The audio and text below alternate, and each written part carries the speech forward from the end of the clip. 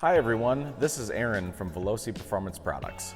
The sludge pump is a handy tool to have around the truck for fast removal of water in those stubborn, low-lying areas. Various applications include storm cleanup, basement floods, swimming pools, hot tubs, hydro excavation, parking lots, and much more. This tool is simple to operate. Just connect it to your pressure washer wand and place the 1.5-inch hose where you want the water to be moved to. Then put the head of the sludge pump in the standing water and pull the trigger of your spray gun. When you hook up the sludge pump to your pressure washer with the 1/4-inch quick disconnect and pull the trigger, a suction effect is created, whereby the water that you want moved is sucked out of the tube and moved to a different area. This sludge pump comes standard with the 1.5-inch hose that is 16 feet long and the suction head. The sludge pump is going to move the water and any mud, sludge, leaves, small rocks, or gunk that is also in the water.